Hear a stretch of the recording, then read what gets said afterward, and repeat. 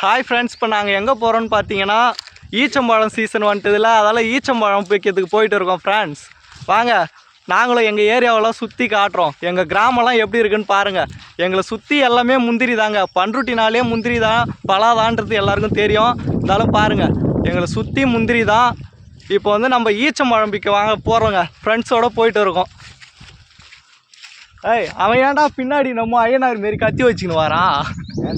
இறக்கி வச்சுன்னு வாடா. டேய், ஒன்று நாளே ஊரில் 9 கதை கட்டுவாங்க, நீ வேற கத்தி வேற நம்ம ஷோல்டரில் தூக்கி வச்சுன்னு வரா.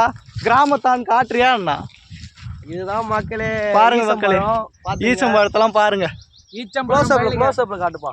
இதை பாருங்கள் ஃப்ரெண்ட்ஸ், இதுதான் ஃப்ரெண்ட்ஸ் ஈச்சம்பழம். எப்படி இருக்குது பாருங்கள். இன்னும் சரியான முறையில் பழுக்கலை. பழுத்துதுன்னா இது கருப்பு கலரில் இருக்கும்.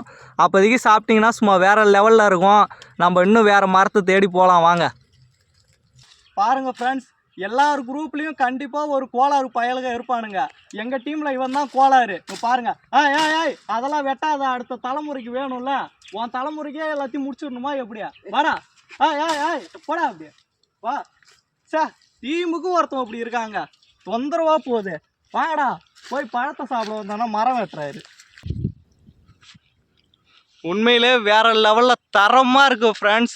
கண்டிப்பாக கிராமத்தில் இருக்கிற எல்லாருக்கும் இந்த அனுபவம் இருக்கும். சின்ன வயசில் கண்டிப்பாக எல்லாருக்குமே இருந்திருக்கும். இப்போ இல்லைனாலும் யாராருக்கெல்லாம் இந்த அனுபவம் இருக்குன்னு கமெண்ட்டில் சொல்லுங்கள் ஃப்ரெண்ட்ஸ்.